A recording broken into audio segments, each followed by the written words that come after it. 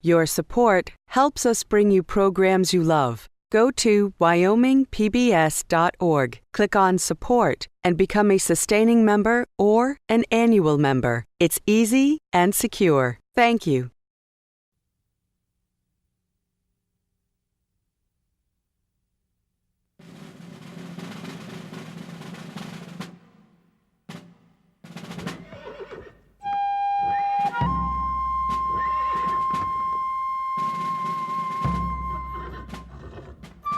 Unusual ability, sterling character, eloquent at the council fire, sagacious in planning campaigns, and fearless in warfare. For 50 years as chief of the Shoshones, he has held the confidence and love of his tribe. The memory of his love for his own people will linger to assist them in their troubles, and he will never be forgotten so long as the mountains and streams of Wyoming, which were his home, bear his name. There's always been that reverence among people for him, no matter which group they come from. It's sometimes just referred to as the old man.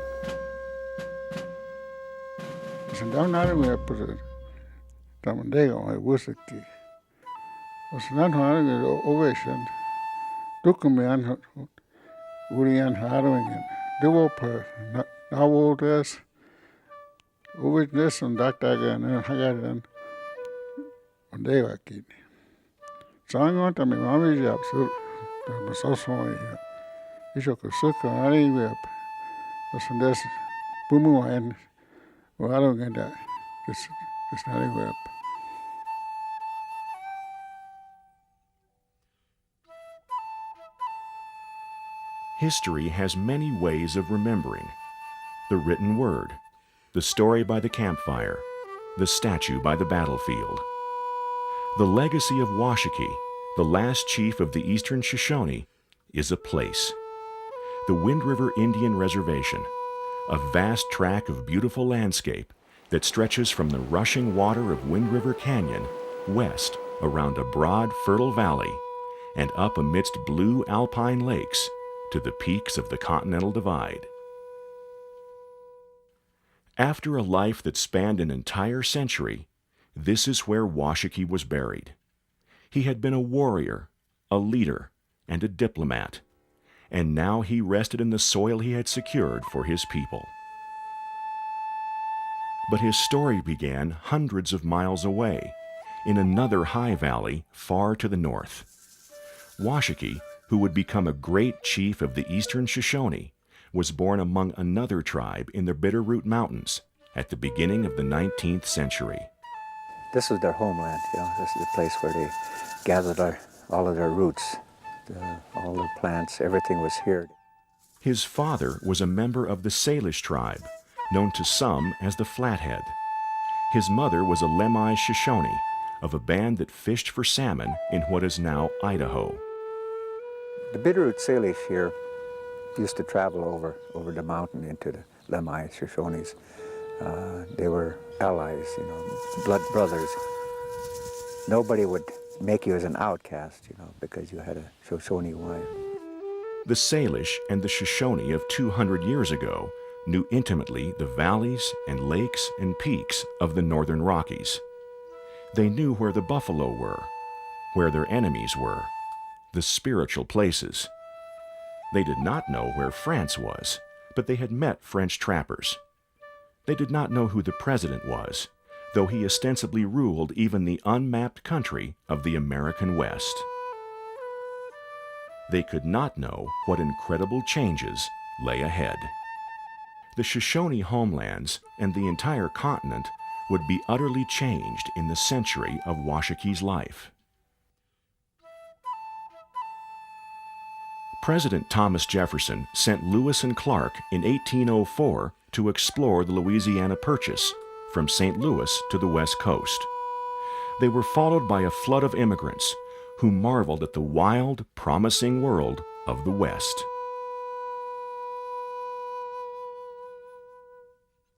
For the Americans already in the West, the Native Americans, The newcomers unsettled everything and made the world wild. When the white man came, they came from another world, another hemisphere that they lived in a long time. So they lived their way and we lived our way over here, and they weren't the same. Well, when they came here, they brought their diseases with them. New diseases like smallpox, from which few Indians had immunity. The introduction of the horse and the rifle, and the beginning of the destructive harvest of wild game in the West. The tide of American empire, a great movement of immigrants, compressing the native tribes until they were fighting with each other and with the U.S. military, all in just a century. A collision of utterly different cultures vying for the land and the heart of a new nation.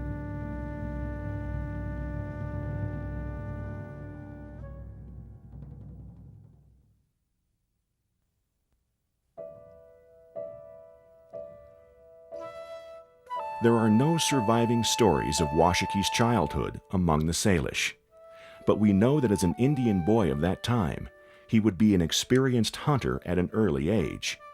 He might have gone on a vision quest to gain strength and guidance. When they start walking, they're already getting their discipline. They're getting their discipline. Up to 10 years old, they were in the care of their mothers.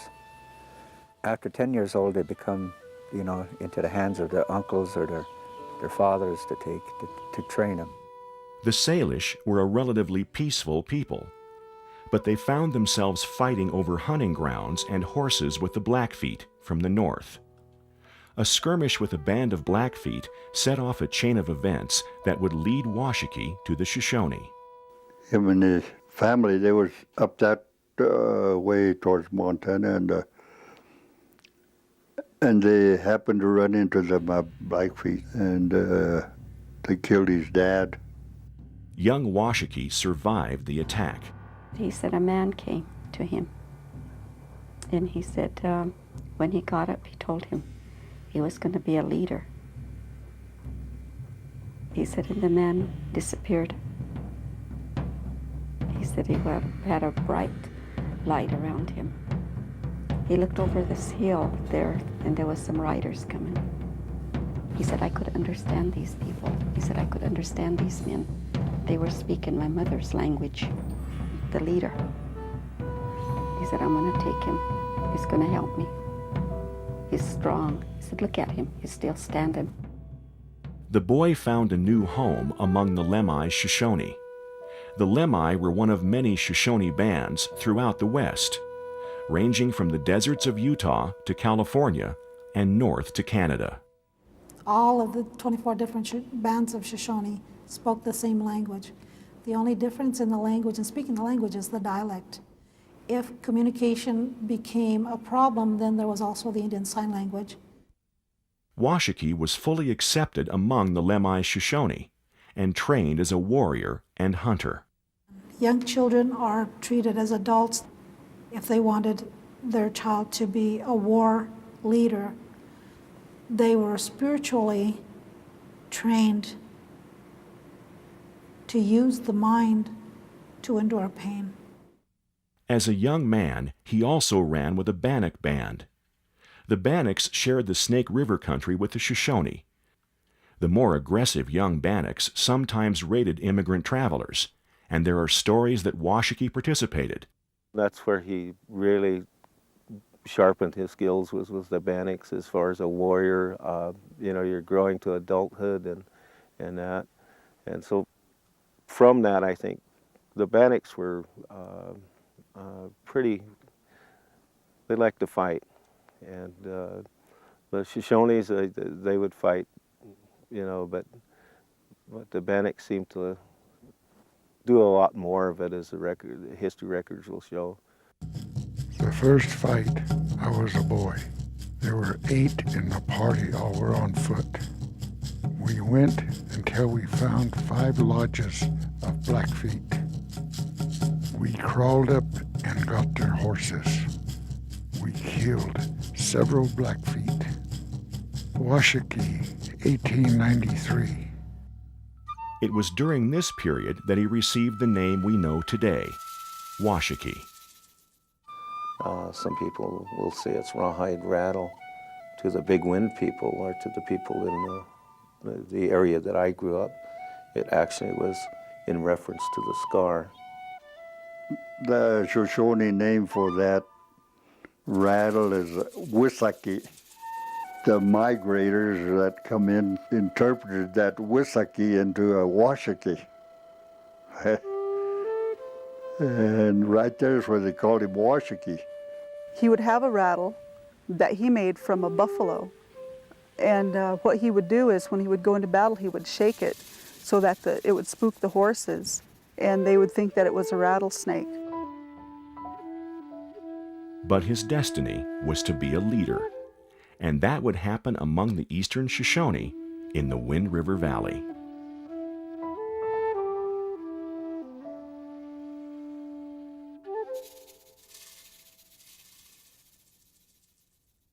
The bands of Shoshone that would eventually unite under Washaki were skilled at survival in very difficult environments, from the dry basins of Utah to the big rivers of what is now Idaho.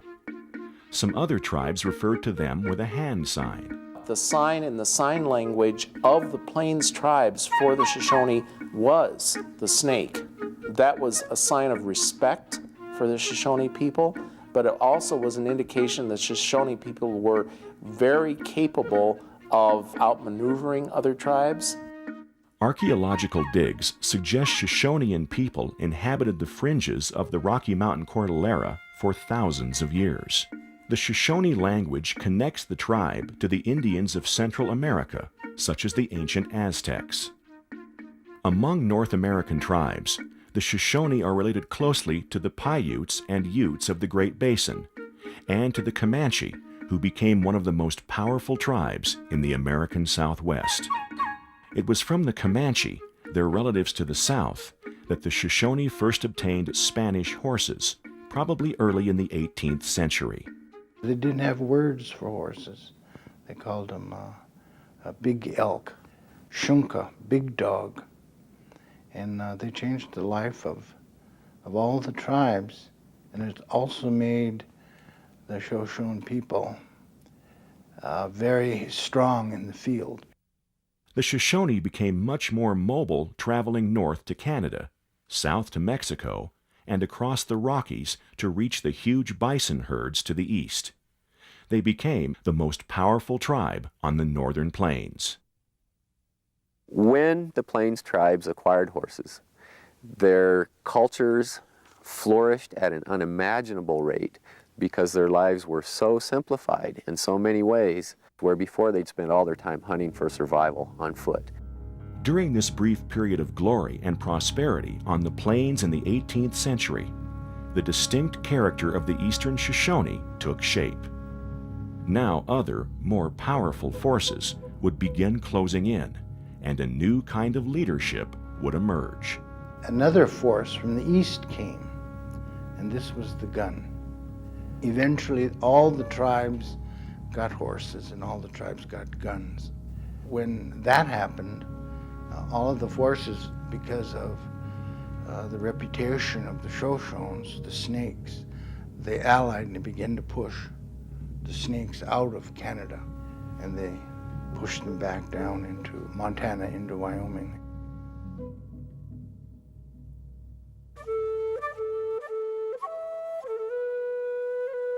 To politicians like Thomas Jefferson, the West offered space, a vast empty repository where you could send restless pioneers and Indian tribes from the East. But as more Indians were pushed west and more whites moved in, the pressure was immense. Indians struggled to figure out their new neighbors because their lives depended on it. They spoke a language few Indians understood. They were protected by the well-armed troops who seemed to think the land was theirs. Into this tumult stepped Washaki, a tall, striking figure whose broad experience prepared him as a new kind of leader for a new era in the West. His leadership was evident not just to the Shoshone, but to the non-Indians as well. He was a man born to command, having strength and dignity, endurance, and a countenance expressive of fine character and determination. Elizabeth Burt, Army Wife, 1865. Strangers saw these attractive qualities in Washakie at an early age. As a young man, after his time with the Lemhi and Bannocks, he hooked up with white trappers. Washakie said in an interview in 1893 with Captain Patrick Henry Ray, who was the Indian agent, that he met Jim Bridger soon after Bridger made his entry into this country. That occurred in 1824. So we can probably assume that Washakie met Jim Bridger 1825-26, somewhere in there, which was the dates of the first rendezvous. Washakie's friendship with Bridger may have played a role in his rise to power among the Eastern Shoshone, proof he could communicate with the ever-increasing whites. Great leaders of a people come up through the ranks. In them days, you had to have power. And to me, power comes in at least two forms. One is physical power, and you had to be strong, physically strong and brave. The other one is spiritual, and that is something within you. The important thing was how you related to your people and your relationship to the one above. So I think a combination of them things makes for a leader. There's nothing that's hereditary about in our tribe. It's a matter of people's choice of who they want to follow. A group of people are willing to follow you because you're able to make those decisions. It's earned. It's a title of respect. As far as skills, you talk about some of those, being able to just meet the needs of the tribe by knowing where game is, or to set up a defense if they're attacked, or even to attack some of those that have come into the area.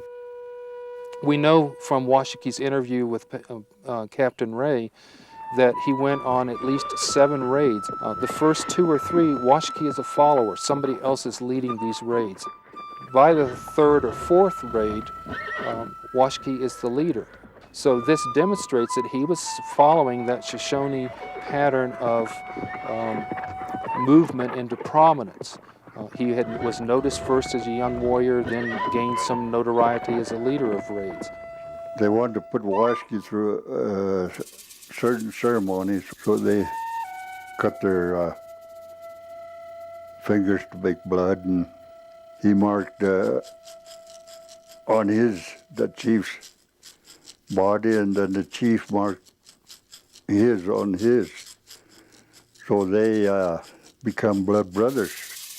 Washakie comes into the written record in the 1840s, and this is when Osborne Russell mentioned that Washakie was one of these rising young warriors who was well known for his prowess in battles against the Blackfeet. The village of the Snake Chief, Mowumha, already amounted to more than 300 lodges, and moreover, he was supported by the bravest men in the nation, among whom were Inkatosh Oyo, Fibebo-Untuatsi, and Washakie, who were the pillars of the nation and at whose names the Blackfeet quaked in fear.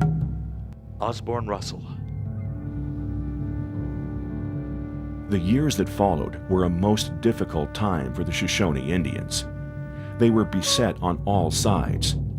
White immigrants to the south, Blackfeet and Crow to the north, Sioux from the east, the Utes to the west, and now Mormons moving into Utah. With game diminishing, many tribes coveted the hunting grounds of the Wind River and Bighorn basins.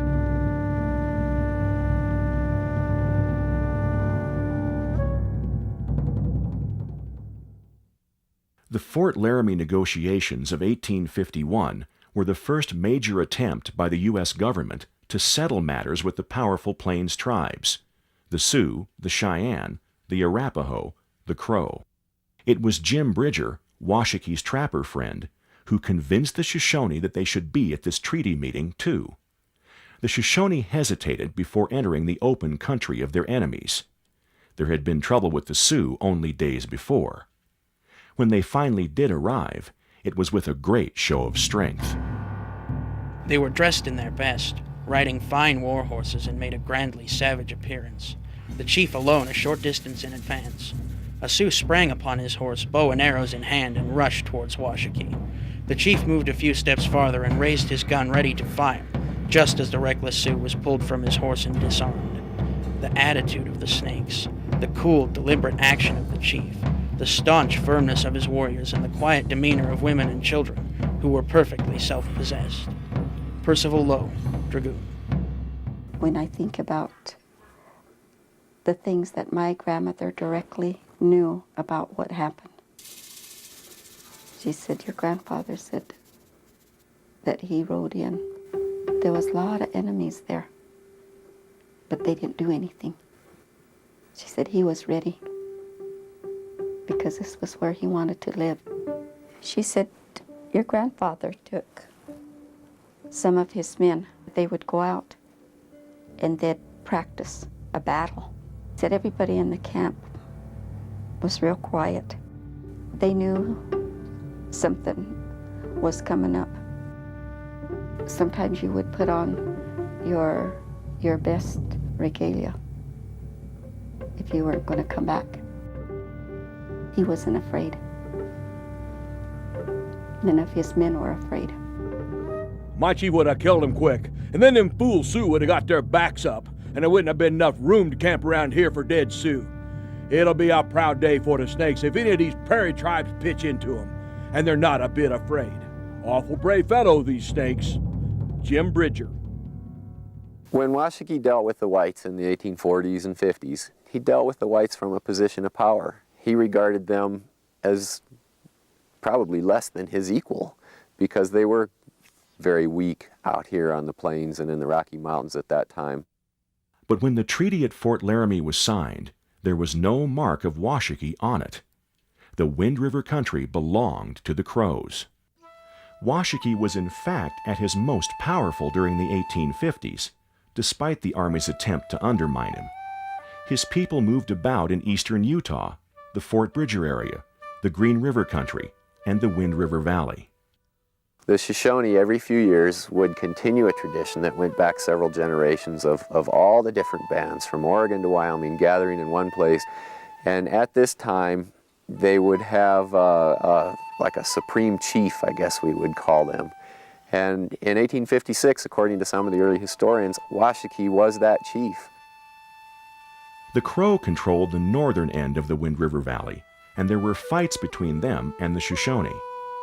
The Battle of Two Hearts, or Crow Heart Butte as it's often known, took place about 1852 to 1857, as near as we can tell from the documentary sources, and based on oral traditions as well.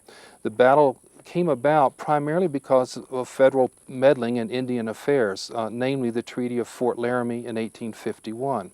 This treaty ignored the fact that the Shoshone sheep-eaters had lived in the mountains of the Wind Rivers in the Yellowstone area for a long, long time, and that Chief Washakie Shoshones often traveled through the Wind River, hunted there, used it to get to other places. In a popular version of the Crow Heart Butte story, Washakie and Big Robbers settled the tribe's differences in hand-to-hand combat. The image of the two warriors fighting atop Crow Heart Butte has become a Wild West legend. The real story is debated among historians, Crows, and Shoshone. As I was told when I was a little girl, was that the Battle of Crow Heart Butte did not actually happen at Crow Heart Butte. A group of Crow hunters had come down and stole some horses from the Shoshone people at their camp. And Chief Washakie and the Shoshones chased the Crows as far as Mexican Pass, where they recovered the horses. But while they were there, they did fight, and some Crows were killed. And the ones that survived were sent back with half of their scalps intact, as a message to the Crow people that the Shoshones weren't to be messed with. When he challenged that Crow chief, he said, "I'm gonna cut your heart out and eat it." When that battle was over, he killed him. And they said he held his heart on a lance after the battle and rode with it. I mean, my dad used to say that he did take his heart, and my grandmother said he ate it, so between the two, I'd say there's some truth to it. From this battle, everyone agrees, Washakie emerged with a Crow wife. To her descendants, that's indisputable.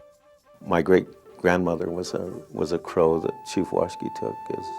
It was actually his last wife. Well, you have to take something, and women are always the best, unless it's a good horse. But the real struggle of the mid-19th century for the Shoshone, as well as other tribes on the plains and in the West, was for sustenance. The game that had sustained them for centuries had been wiped out in just a few devastating years. Game enough could not be found for Indians to subsist for 1 year. In my opinion, reservations should be made without delay. Jacob Forney, Superintendent of Indian Affairs, Utah Territory. Even Washakie, who consistently made overtures of peace toward the U.S. government, protested the impact of the settlers on the land and wildlife. This is my country and my people's country. My father lived here and he drank from this river, while our ponies grazed on these bottoms. Our mothers gathered the dry wood from this land. The buffalo and elk came here to drink water and eat grass, but now they've either been killed or driven back out of the land. The grass is all eaten off by the white man's horses and cattle, and the dry wood has been burned. And sometimes when our young men have been hunting and got tired and hungry, they have come to the white man's camp and have been ordered to get out. In his anger, Washakie made some threats, but he repeatedly pressed Indian agents for a reservation. He wanted to live in peace. Wyoming at that time was the last best place, the last largely unsettled region, and not only was it Shoshone home territory and had been for hundreds of years, but now all these other tribes were trying to move into the area. The Sioux, especially as the largest and most powerful of those tribes, was overtly hostile. They were dedicated to driving the Shoshones back through South Pass into the Great Basin to eat crickets. With his large horse herd and his hold on valuable hunting lands, Washakie knew the Sioux coveted his wealth.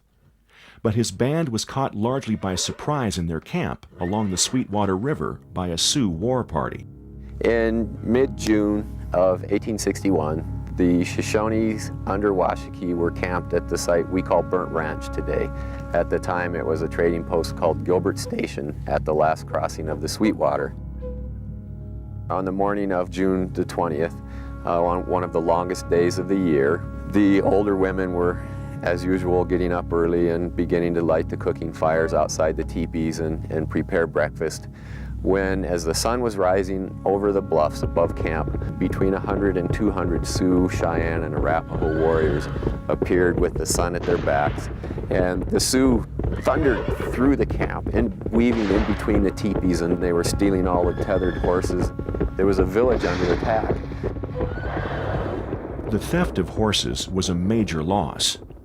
But more devastating to Washakie was what happened to his oldest son, Nanagai. Nanagai rode into camp with the other warriors from Gilbert Station, where they'd spent the night. Washakie berated this young man, called him an old woman, said, "What are you doing riding into camp after our enemies have attacked and fled? Why aren't you chasing them down out there?" So Nanagai whipped his horse and charged out of camp and up the hill alone.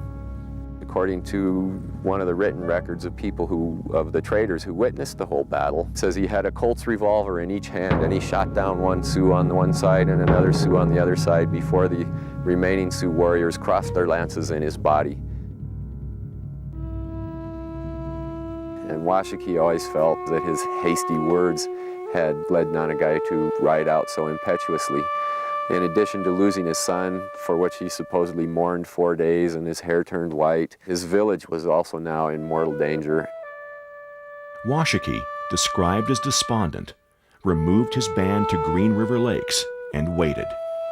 Indian agents, ever watchful and often wrong, tried to size up the situation.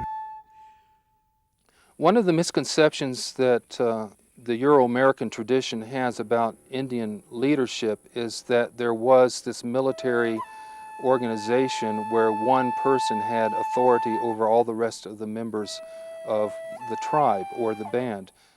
Shoshone leadership takes place within the context of band or family affiliation.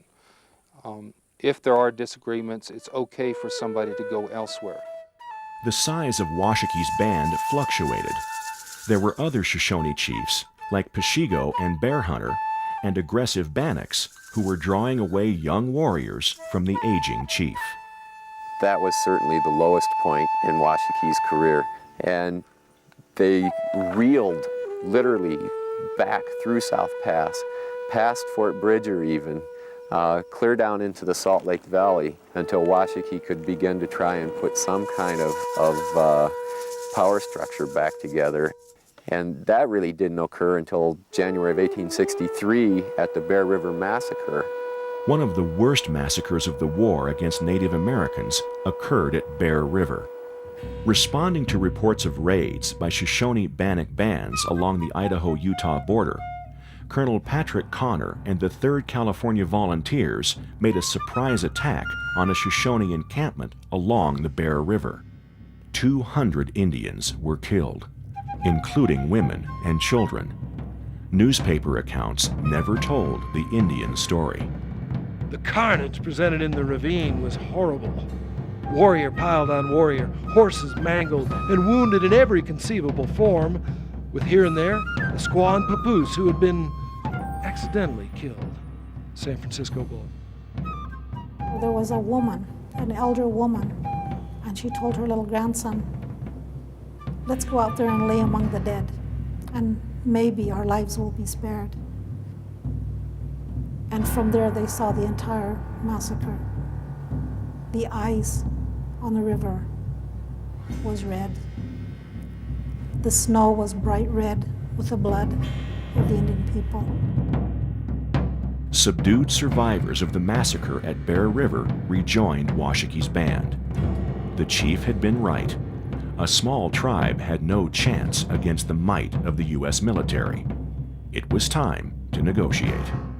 He wasn't going to be able to stop the movement of the whites. He understood that he needed to develop an alliance with the white people and with the military in order to secure the safety of his people. And you could see that in several of the other smaller tribes. Washakie thought they were in the same condition. So when they were there and they saw this new mighty force coming, it numbered as many as leaves on the prairie, untold numbers of newcomers. So they made sure that they were allies with this new force, because maybe they saw the writing on the teepee. At Fort Bridger in 1863, the U.S. government offered the Shoshone a vast reservation, stretching from the Wind River Mountains north to the Snake River, south to Utah's Uinta Mountains, and west to some undefined border near the Great Salt Lake. This was not the sort of barren, unwanted tract from which reservations were usually made. So the 1863 treaty was much larger. It encompassed a lot of things that our tribe needed. The importance of these treaties to the government and to its citizens can only be appreciated by those who know the value of the continental telegraph and overland stage to the commercial and mercantile world, and to the safety and security which peace alone can provide to the emigrant trains, and to the travel to the gold discoveries in the north which exceed in richness any discoveries on this continent. James Duane Doty, Commissioner of Indian Affairs, 1863. The government's motives weren't purely generous. They saw a Shoshone reservation as a buffer to keep the aggressive Sioux and others from attacking emigrants as they headed west, stabilizing the region that connected the coasts of a country divided by civil war. But the huge Shoshone reservation was poorly defined, and 5 years later, another treaty council was held at Fort Bridger. They was all called to Fort Bridger to talk about a treaty. They was given a chance to pick their reservation where they wanted to be. And they went round in through Pinedale and through there and all that territory in there where there was that. Too much wind, they said. Went down into Jackson. Too much snow. Then they went further on down where they always go for winter. Everything's there that we need, they said. So they picked this place here. Made a treaty for it. All the old fellas, their names is there. I want for my home the valley of the Wind River and lands on its tributaries as far east as the Poposia, and want the privilege of going over the mountains to hunt where I please. Washakie. Chief Washakie chose this area because of the vast beauty, because of its vast abundance of wild game, and we have the water, which provided fish for the people, and an area for camps to be set up. Now our primary source of revenue is generated by the minerals of this land. In retrospect, Chief Washakie is still looking out for the people here on the reservation. He and his council members got to choose the reservation, so they chose a land that they knew well and was rich in natural resources. I see the 1868 treaty as another attempt on the part of Washakie not only to secure one of the last remaining refuges of the buffalo and a food supply, which he knew, but also the government must have felt very good about moving the Shoshone and other people away from the critical passage through southern Wyoming. The idea of moving them into the Wind River territory that became the perfect place for a reservation. So here, government and Shoshone interests coincided. Washakie again showed his skill at negotiations. In the second treaty, he demanded military assistance, food and clothing, and firm boundaries defining a 3 million acre reservation that included the Wind River Valley. It also encompassed South Pass, where the Oregon Trail passed through, and the high Wind River mountain country, with its hundreds of lakes and herds of elk and deer.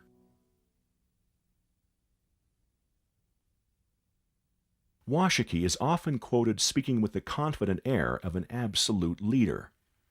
His command seemed to come naturally. But what sort of man was he when he stood beside you and spoke with you and showed his feelings? These are hard things to know across the gulf of history. My grandfather is the son of Chief Washakie. My grandmother that raised me was the daughter-in-law of Chief Washakie, and she took care of him to the last days of his life. The thing that I always thought about that grandmother told me was he had a good spirit about him, and he prayed. He was able to lead his people because of his spirituality, because he believed in the Creator. The man that took him when he was a boy was the same way. He was the one that was given the Shoshone Sundance now, Ohamagwea. So Chief Washakie knew about the Sundance, and he sang. He carried a pipe all the time. He went to a medicine wheel first, and he prayed and got his directions where to go down and get one of those stones you fix pipe out of. It is known that they use it for prayers, and the older Indians, they believed in it that way, to get connections with a Great Spirit. He seemed quite capable of irony and sly humor. When a group of Mormons suggested that they would like to take young Shoshone women as brides, Washakie thought a moment. Then he said, "Fine, and we will be over to your camp to select women for ourselves." In 1874, a young school teacher named James Patton accompanied Washakie on a hunting trip in the Owl Creek Mountains. There, among his people, we find a man well into his 70s, still full of vigor and vitality. Huge fires were burning throughout the camp. Harangues were made by the old men, incantations made by medicine men. Drums were beaten, rattle shaken. Washakie himself seemed on this wild and weird camping ground like another being. His voice, loud and clear, rang out on the night air as he addressed his people. His face lighted up and caused great enthusiasm among the young and the old as they joined in singing their old war hunting songs, and the drums beat louder as one and then another of the old men took the speech, enumerating a victory here and there over their enemies, their own bravery, and their success on the hunt. James Patton, schoolteacher, 1874. That would be one of Washakie's last hunts. The bison, already wiped out in most of the West, would soon be gone from the Wind River and Bighorn Basin, too. The era of reservation life had begun, an experiment in which neither the U.S. government nor the tribes knew what to expect. For the Eastern Shoshone, the adjustment from their old nomadic life to a settled community was difficult. They hung back near Fort Bridger at first, fearing that they would be attacked by their enemies if they settled permanently at Wind River.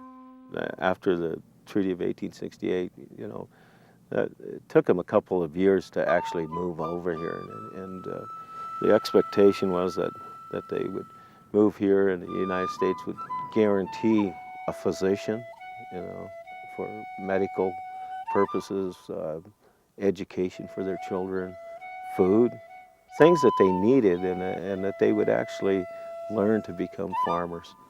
Those were the expectations, that they would be protected from attacks. The enormous Sioux tribe often allied itself with Cheyenne and Arapaho warriors. In a sense, the Shoshones' relationship with the U.S. Army was a similar alliance for mutual defense. But often in the early years on the reservation, the tribe had to take care of itself.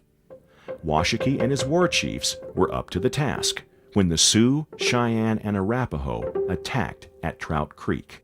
They had a little blockhouse over there where they could put the government and military dependents, wives and children, but really there was no place to put the women and children of the Shoshone tribes. And what they did was they actually took them west up Trout Creek and hid them. And because they had advance notice on that battle, they was able to set their teepees up along a ridge and actually dig down inside the teepees and set the teepees up high where you can see out of them. There was warriors with rifles and bows, and they were inside those teepees, dug down, much like you would probably dig a foxhole, and then they were able to shoot out from under those teepees and kill quite a few. What they didn't kill, they chased towards Casper. Shoshone warriors sometimes accompanied U.S. Army troops in campaigns to subdue tribes that were traditional Shoshone enemies. Even Washakie, now in his 70s, sometimes went, riding with General George Crook in his campaign against the Sioux. The Shoshone say that if the generals had listened to Washakie, Custer's death at Little Bighorn would never have happened. That's what was told to me, that they joined up with the armies to see they had enemies too. That to straighten things out, they got helping each other. They fought the Sioux, Sioux and Cheyennes and Arapaho. Sometimes the battles were close to home. In June of 1874, troops under Captain Alfred Bates set out from Camp Brown after an Arapaho hunting party, though there was no evidence that they were to blame for any attacks. These were Shoshone enemies, though, so Washakie and his warriors accompanied the troops as they traveled at night to the Owl Creek Mountains. We had several boggy alkali creeks to cross and deep arroyos, ravines, high sandy ridges, and infernal sagebrush deserts, found the terrain treacherous and taxing. Flowing hair and the swarthy countenances of the Shoshones mingled with the eager faces and courtly uniforms of the officers. Dr. Thomas McGee. In early morning, the troops and warriors came over a ridge above the sleeping Arapaho camp. The battle was hand to hand, with heavy losses for the Arapaho, who retreated to a plateau above the camp and fired down on the attackers. When Lieutenant Young fell, Washakie and his men held the line, and when it was impossible, owing to a concentration of the enemy to hold the point longer, Washakie ordered the noted scout Cosgrove to carry Lieutenant Young off, and slowly retreated behind the lieutenant under a desperate fire. James Irwin, Indian Agent. 4 years later, in 1878, about 600 Arapaho would arrive, starving and cold, at the Shoshone Reservation. They had suffered losses and hunger, and promises of an Arapaho reservation had been made and broken. The Arapaho people arrived here on the reservation destitute, hungry, and they had no place else to go. And when the government put them here on the reservation with the Shoshone people, Chief Washakie said, yes, they may stay for one winter. Nevertheless, the government intended it to be permanent and never made that plain to the Shoshones or the Arapahos. The Shoshones, although they are opposed to it and look upon it as an encroachment on their rights, yet will make no great objections. Washakie and the headmen, though they dislike bitterly to divide their property with other bands, have two great hearts to say no. James A. Patton, Indian Agent. As I was told by my grandmother, even though we're two separate people, or we're two separate tribes, we're still Indian people. And she would tell me, Dama nawandas, oyondas. We are as one. The Arapaho would never leave the Wind River Indian Reservation. It was one of many promises made and broken to both the Shoshone and the Arapaho.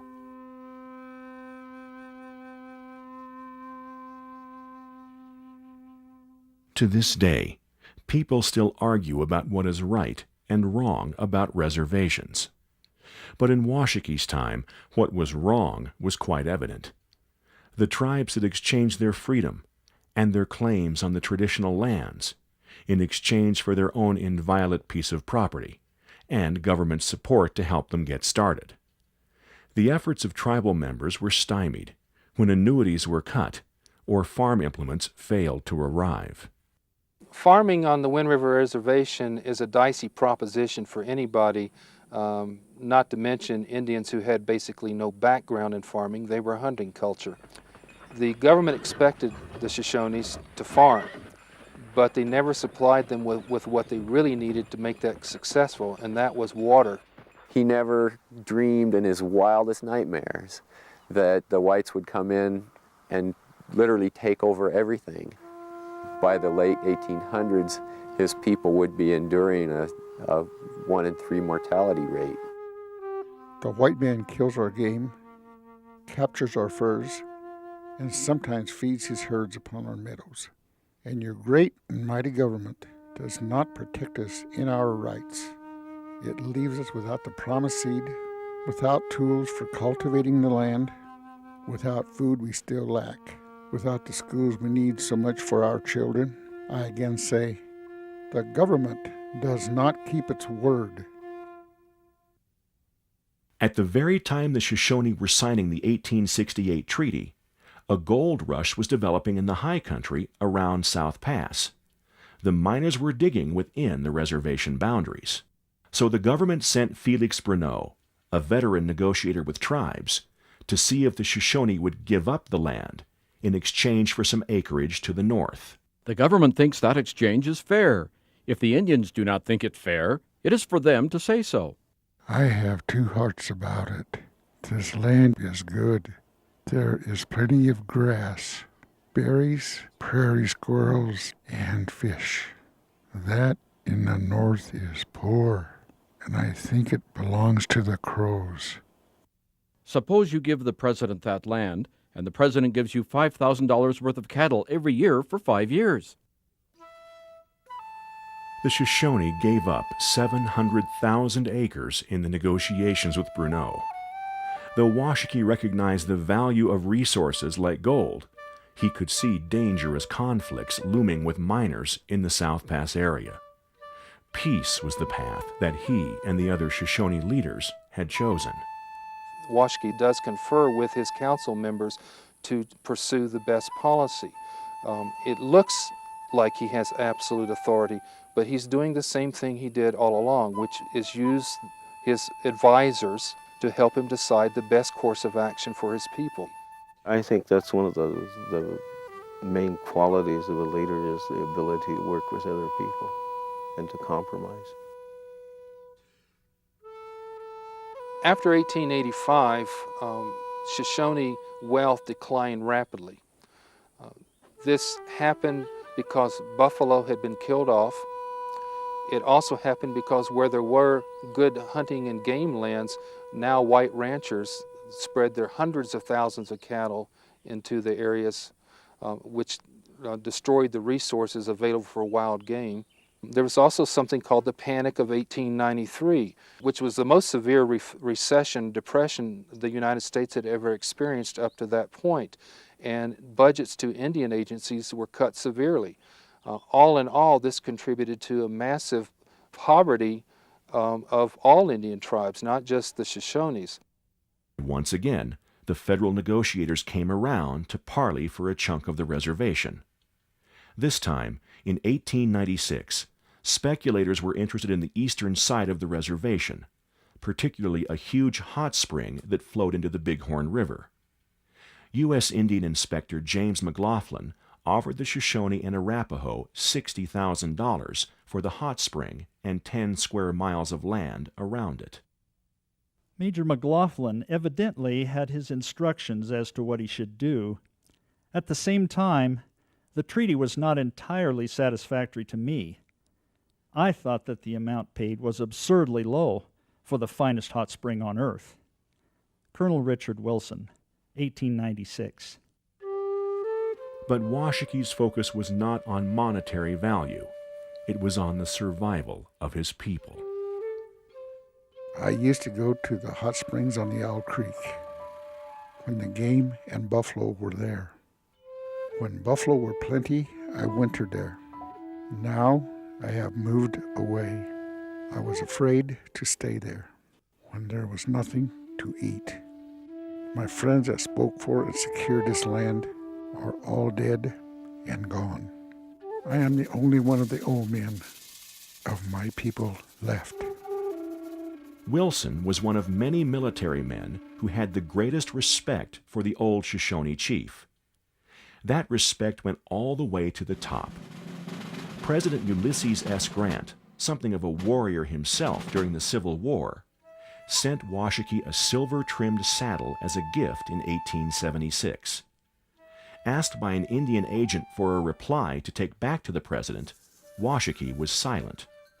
Only after some prodding did he speak.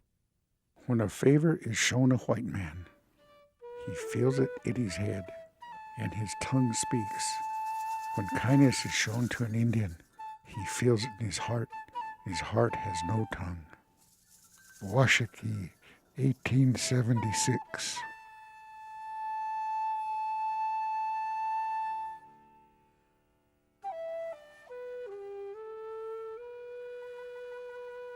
Washakie was an old man now. The life he had been born to, following the cycles of the seasons, was long gone. Skirmishes, battles, and wars had been won and lost. His people were around him in the warm valley. He had the respect of presidents. But he stayed close to his family. And he lived to be old. A lot of times, good people live to be old, to be good seeds. That's what they're here for, being examples. To the end, the old man lived a robust, unpretentious life. He made visits around the reservation, often riding his horse. In February 1900, his health took a turn for the worse.